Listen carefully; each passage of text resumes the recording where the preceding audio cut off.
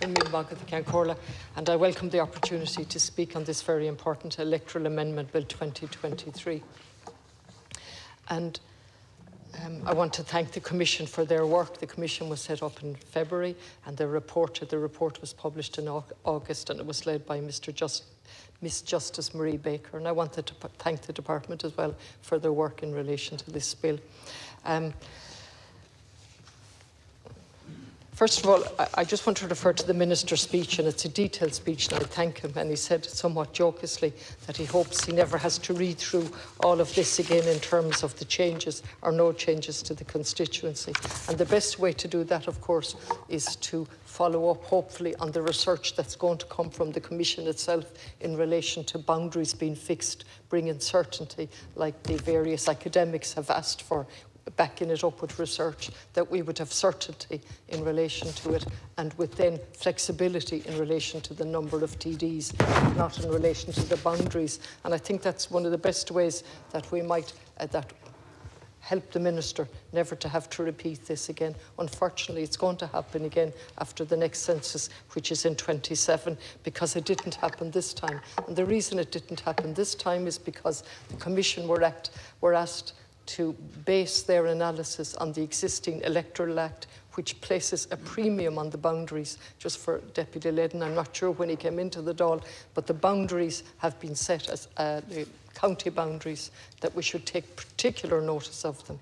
And so when the Commission was acting, it was acting on the basis of what's set out in the legislation, and also, of course, what the government asked them to do. And there was no flexibility in relation to 6-seaters or bigger seaters. I understand there's been no 6-seaters since 1943, but at some stage prior to that, we had a 9-seater in Galway, in the whole county and city. And of course, it's been pointed out to us that the more seats, the better the representation for diverse groups. So clearly, that piece of research that I understand, and Minister, if you could tell us when we will have that piece of research, is there a date set? I know there's other research ongoing in relation to reducing the age of voters to 16, which I have very mixed views on, I have to put on the record. Children are children, in my opinion, but maybe we will come back to that another day. And then this research in relation to posters. I think posters are a vital part of any election process, and I think it's kind of a low-hanging fruit that we look at posters. I often see a very hypocritical attitude in Galway in relation to posters, and TDs are held to the strictest accountability in relation to putting them up and taking them down, and yet various clubs, rugby clubs, soccer clubs, various charities, any sort of walks, elect posters, and the same accountability is not held. So I think that's a sort of a low-hanging fruit argument that I don't agree with at all. Certainly I'm wide open to looking at recyclable materials, but at the very least a poster alerts the people that there's something happening, that there's an election, it invites participation, even comments on your image. It's all part of the process, you know, whether you did your hair right or not right, particularly if you're a woman. But that's all part of the process of an election, and it raises the awareness, because at the end of the day, although I believe democracy is an illusion, on my bad days, on my good days, on my optimistic, I believe it's all we have. And we have to make it work. And the election process is a vital part of that. And indeed, the count and the physical count is a vital part of that. And as someone that lost out by 17 votes in 2011, I know it from every side. And I have the greatest respect for the process, for the county registers that stand into the breach, and for all the workers from the various local authorities and extras that come forward. And I hope we never lose that. In relation to this itself, we're going to increase our TDs by 14, and again there's a narrative that we don't need to increase our TDs and it's going to cost a lot.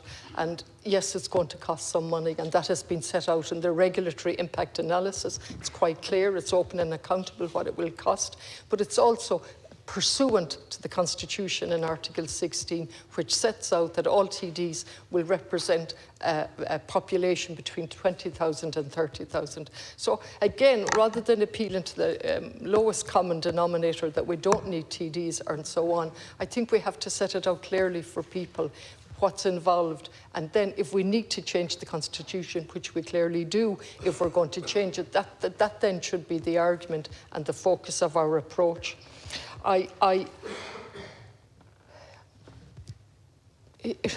I suppose I'm watching this, and I have been very impressed with the various articles I've read from Michael Gallagher, has been mentioned already, and Mr. Coakley and another person, in setting out how best to represent what are the best changes to make democracy mean something, and to have the maximum number of TDs in the Dáil across all groups. And of course, it seems to be the best way, and I'm no expert, I'm repeating parrot-like, but I've understood what I've read, that you need more seats in any constituency. And unfortunately, with this, we've increased the number of 3-seaters and 4-seaters. But the biggest increase has been in the 3-seaters. We've also increased 4 and 5. But a bigger number would really put paid to our hypocrisy when we talk about more representation in the Dáil. The best way to do that, it would seem at this stage, would be to increase the number of TDs in any given constituency. But that's something I look forward to when the research comes out. In relation to the contrast, and I talked about the illusion, that really is something that I experienced as a local councillor locally. And I watched more and more responsibility being heaved upon councillors and staff without more resources, and at the same time while power was completely taken from them. And I listened to the EPA, and I think they're telling us that Waterford and other local authorities have failed to inspect the well, I despair with that type of comment, because at the risk of boring you, I'm going to repeat again that 23 years ago, we led in Galway in relation to recycling, 3 bins, an education officer. We didn't work in a punitive manner. Again, I say theoretically, because obviously no system is perfect. And of course, there were serious questions as to where the material was going to. But theoretically, we led in Galway City and tried to lead in the county, as I gather, with education officers, encouraging people, no incineration, 0 waste, and working towards all of that. And indeed, we brought in a city plan that reflected those principles and what the people of Galway wanted. And the monster meetings that were held in the Great Southern, and it's now not the Corrib Great Southern, which unfortunately is now gone, and which should have been bought by the state. So one bad mistake after another. But the point I'm making is we were going that direction 20 years ago. People came on board, they begged us. What happened? They abolished, they took the power from the councillors. They can no longer make a waste management plan. That's out of their hands. And they took a lot of other power with that. So I'm very conscious that we're talking about increasing the number of TDs in the Dáil. I think Deputy O'Murrick referred to it earlier on, and he talked about really it's a glorified county council on occasions, or a city council, simply because we have failed to resource the local authorities. And again, we increased the number of councillors in Galway, in the city and county, which I really didn't think was necessary, but I've an open mind on these things. But then we didn't resource them, and we didn't restore any of the powers back. So we increased our councillors up to 18 in Galway City and 39 in the county, and utterly failed to give them the power back. My colleague has mentioned the City and County Managers Association, which I despair of. Let me put on the record publicly, without any hesitation. The power should be with the city councillors, who have their meetings in public, whether you like them or not, open and accountable, and the people can see that. What has happened actually is, after a battle in Galway to have a public gallery and people walking in like in a courthouse to watch the proceedings, that all went by the board. Now you phone in advance, maybe a week beforehand. I think you might have to give them, I'm exaggerating, a CV before you actually get in to see the proceedings going on. I exaggerate, but you have to give pre-notice and tell. So we've gone backwards there as well in relation to that. And then all of the time, the City and County Managers Association has huge power, all done behind closed doors. Never see, no accountability. I'm not sure, I haven't seen any minutes, maybe I'm wrong, maybe somebody might correct me, that the minutes are publicly available of those meetings where decisions are taken and so on. I've never seen it. So I think it's vitally important that we look at the Dáil. It's an assembly, a coming together of the representatives of the people in this country. And that's ties in with the best part of the Lisbon Treaty.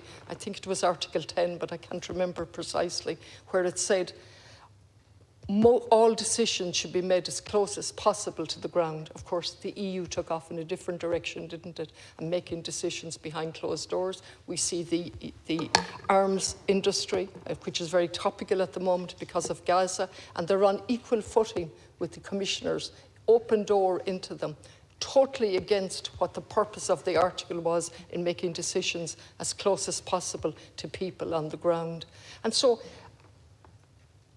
in the absence of that, this Dáil takes on even more importance, where people can actually trust politicians. They don't have to agree with us. I don't mind if anybody disagrees with me, but they'll know where they stand with me. And I think that's vitally important. That doesn't mean I'm rigid. That doesn't mean I have a closed mind. But I know what I know, and I will go off and read, and I will listen, but you will know where you stand with me. And I think that's what people have asked for repeatedly in every single election since I started on this career. Just honesty, straightforwardness, and hard work. And most TDs, and I pay tribute to the TDs and the ministers, work very hard.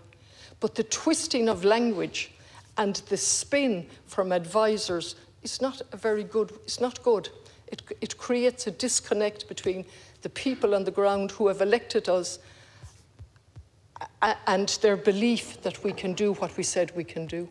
And I think that's a huge, as well as the numbers, as well as what's fair and just and what's keeping the boundaries.